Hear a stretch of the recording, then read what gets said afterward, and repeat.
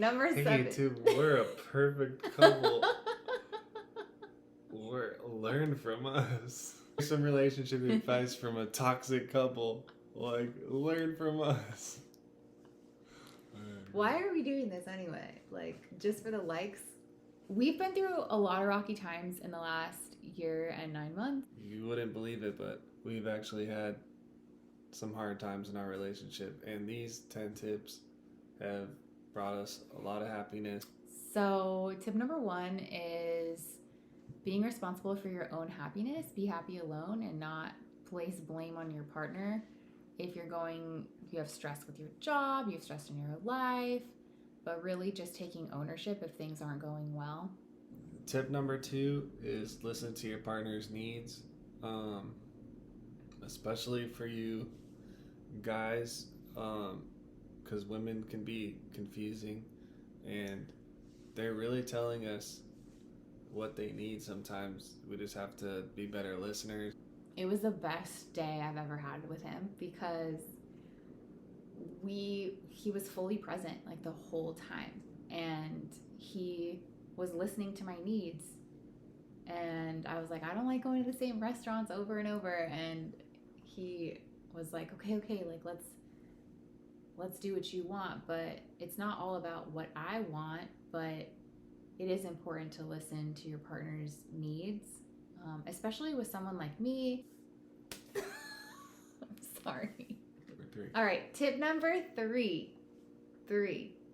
Let him lead even when I don't know like what the hell he's doing. I just gotta let him lead sometimes. So that's where trust comes in. Tip number 4 is agree to disagree. So sometimes you're gonna be in an argument where literally like you're never going to agree, and you could either just argue for like a lifetime, or just say, okay, like we're not seeing eye to eye on this, so like let's agree to disagree and move on. Next subject. We agree on a lot of stuff. We do agree on a lot of stuff. We agree on a lot of stuff. So number 5. So trust the vision, trust in source energy, God, universal energy, whatever it is that you have faith in. Tip number 6.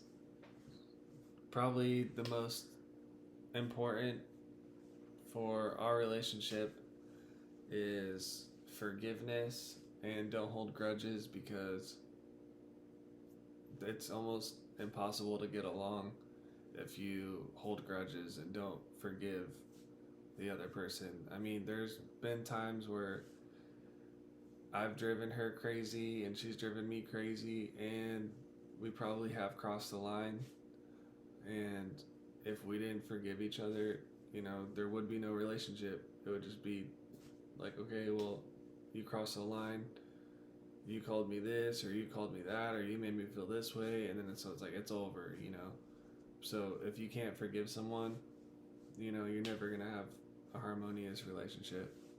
Okay. Number 7.